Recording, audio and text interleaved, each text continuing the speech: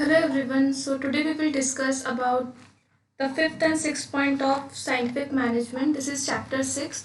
So the fifth point is differentiate weights system. So previous video we discussed about scientific study of work, its observation and simplification. So this will be the last video of scientific management, and this video we will discuss the rest two remaining points, that is differentiate weight system and mental resolution. So 5. Okay. So differential wage system.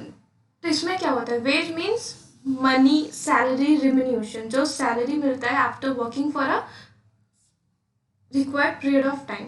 एक 1 month काम करने के बाद salary मिलता है, उसे कहते हैं रिम्यूनरेशन. ओके. तो इसमें क्या होता है? तो ट्रेलर ये बोलते हैं कि Taylor has advise the adoption of different wages system in order to motivate the employees. तो जब different wages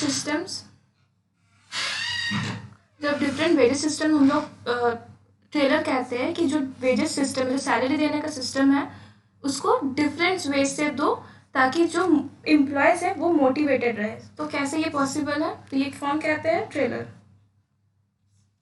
okay. According to this systems, wages are paid on the basis of work done and not on the basis of time spent in the doing the work. तो इसमें क्या कहते हैं कि जो wages देने का जो सिस्टम है, इसको किस तरह से किस ऑर्डर पे, किस बेसिस पे करना चाहिए?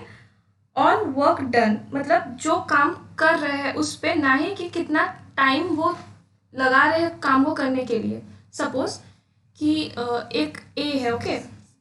A is doing 30 production in a day.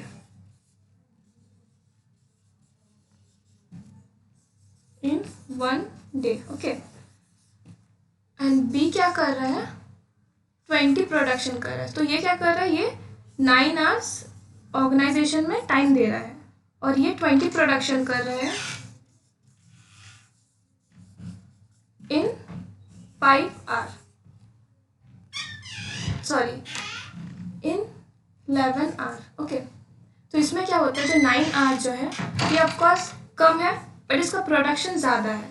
और जो 11 hours है ये ज़्यादा है 9 hours से, बट इसका जो प्रोडक्शन है वो कम है.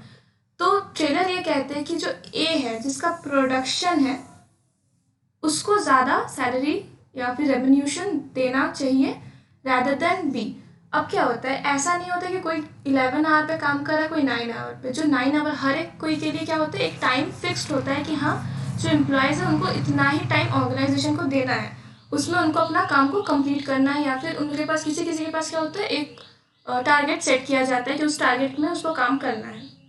ठीक है.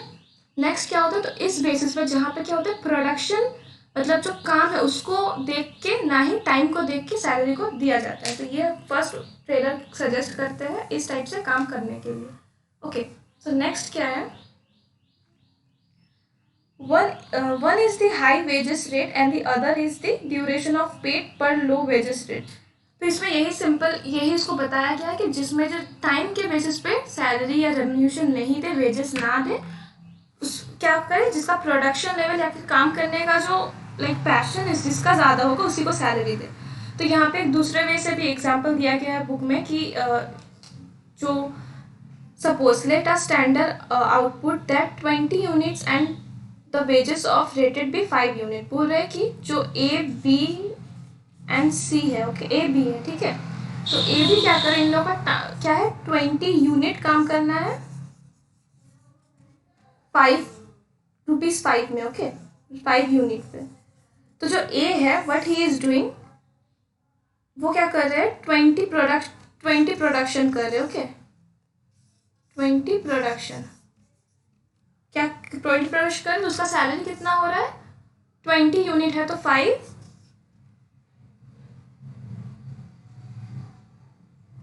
ओके. 20 इंटू 5, सॉरी, तो क्या हो रहा है? 100. ठीक है. और जो बी है वो क्या कर रहे हैं? He is doing 18 units. मतलब ये जो प्रोडक्शन है वो क्या कर रहा है? 18 कर रहा है. प्रोडक्शन 18, मतलब इससे 2 कम है. ठीक है. प्रोडक्शन 2 कम है, तो इसका कितना हो रहा है? Remuneration 4 into 8, 18, that is 72. तो इसका 100, इसका 72, पर इन लोगों का डिफरेंट क्या है? बस 2 है. तो इन दोनों में 72 और 100 का जो डिफरेंस है कितना है, 28 है।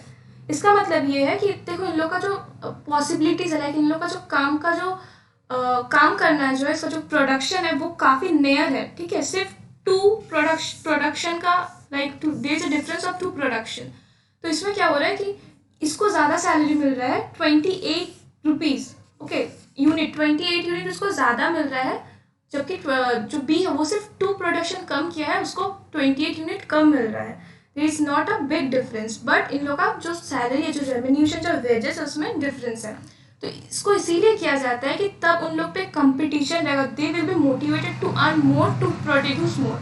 अब क्या करेगा, वी विल थिंक कि हम next day I will produce more than A, okay, but he will produce 25 product in a day, तो उसका सैलरी क्या होगा, उसका उस दिन का वेजेस ज़्यादा हो जाएगा, because he has produce more than A।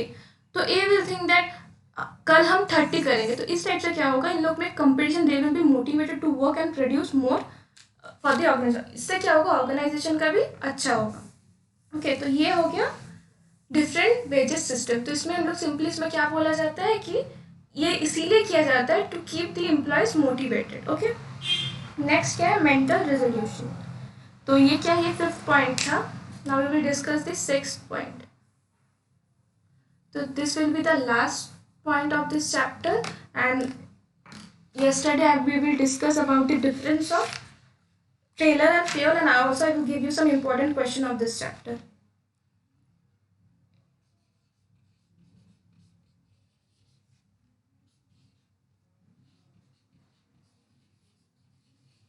Mental revolution, इसमें मतलब है जो मेंटल शांति, पीस जो होता है एक ऑर्गेनाइजेशन का या फिर एक ह्यूमन बीइंग का, ठीक है। तो बेसिकली ये क्यों यूज़ होता है, mental peace is important for everyone, for every organisation.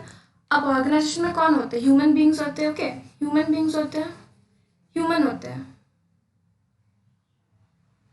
Okay, human होते हैं, ऑर्गेनाइजेशन में ह्यूमन होते हैं, तो उनका मेंटल पीस, उनका मेंटल रेवोल्यूशन रहना काफ़ी ज़रूरी होता है, इंपॉर्टेंट होता है, कैसे, ऑर्गेनाइजेशन का डेवलपमेंट के लिए, okay. Mental revolutions call the change in the mindset of both employ and worker. तो मेंटल रेवोल्यूशन क्या होता है, वो चेंज माइंडसेट होता है किसका, वर्कर का एंड एम्प्लॉयज का।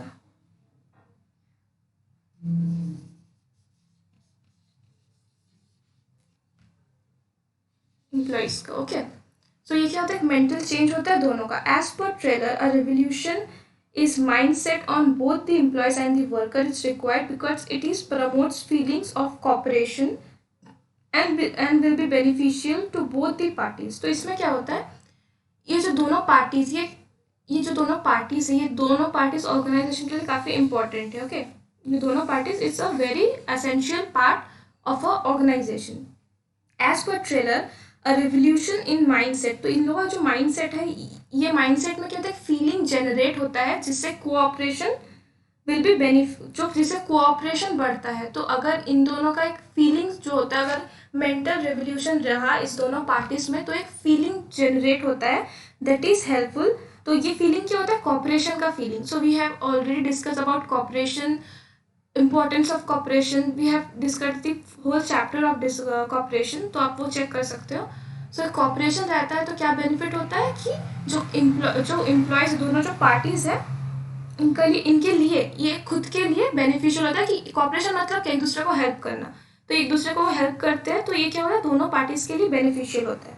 नेक्स्ट क्या है, normally it is seen that conflict between employees and worker result in division of profit. अब क्या होता है, जब दोनों पार्टीज में कन्फ्लिक्ट होता है, कन्फ्लिक्ट का मतलब क्या होता है, disagreement with both the parties. तो जब दोनों पार्टीज में कॉन्फ्लिक्ट या डिसएग्रीमेंट होता है, तो क्या होता है, ये किसको हार्म करे, जब ये दोनों के बीच कॉन्फ्लिक्ट होगा तो ये हार्म किसको करेगा, ऑर्गेनाइजेशन प्रॉफिट को। लाइक ऑर्गेनाइजेशन में जो प्रॉफिट होता है ये उसको हार्म करेगा, ओके।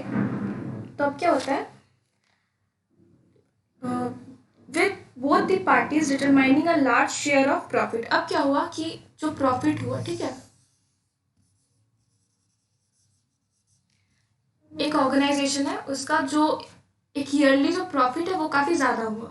अब क्या होता है, अब वर्कर्स कहते हैं कि हम ज़्यादा काम किए तो we should get more share of the profit, and employee said कि आपका प्लान था but we worked hard, that's why this belongs to us, तो we should get the more share of this profit. तो ये क्या होता है, एक डिसएग्रीमेंट, एक कन्फ्लिक्ट होता है विथ बोथ दी पार्टीज। तो इस पॉइंट ऑफ टाइम में क्या होता है, this is the main reason why mental resolution is required. तो ये जो चीज़ है, ये चीज़ ऑकर ना हो, ये चीज़ ना आए एक ऑर्गेनाइजेशन में, उसीलिए मेंटल रेवोल्यूशन को होना is essential, it's important to be there. अब क्या होता है, this is the main reason mental revolution according to Taylor, instead of fighting over division of profit both the party should make effort to increase the profit. अब Taylor क्या कहते हैं कि दो प्रॉफिट के लिए, प्रॉफिट जो है उसके लिए लड़ने से पहले, सॉरी, प्रॉफिट के लिए लड़ने से बेटर ये है कि दोनों जो पार्टीज वो इस पे कंसंट्रेट करें, कैसे ऑर्गेनाइजेशन को और इंक्रीज करे, मतलब ऑर्गेनाइजेशन इंक्रीज जो फ्रीक्वेंसी है प्रॉफिट को उसको कैसे इंक्रीज करे। ओके, तो ये होता है सिंपली कि ट्रेलर ये सजेस्ट करते हैं कि मेंटल रेजोल्यूशन का मतलब ये होता है कि एक दूसरे को कॉपरेट करे, ना ही प्रॉफिट के लिए लड़े झगड़े। उससे बेटर है कि दोनों पार्टीज कॉपरेट करके एक दूसरे को ये सोचे कि कैसे हम लोग ऑर्गेनाइजेशन का जो प्रॉफिट है उसको और हम लोग इंक्रीज कर पाए। Situation will result in the increase in production, as such a high increase of profit will make sure take the decision of profit meaningless। तो क्या होगा, जब प्रॉफिट बहुत ज़्यादा होगा तो जिस जो प्रॉफिट का जो डिवीजन है वो इक्वली होगा, या फिर वो फेयरली होगा, दोनों पार्टीज को इक्वली उनका प्रॉफिट मिलेगा, क्योंकि both had worked hard for the profit. तो ये हो गया मेंटल रेजोल्यूशन का एक्सप्लेनेशन।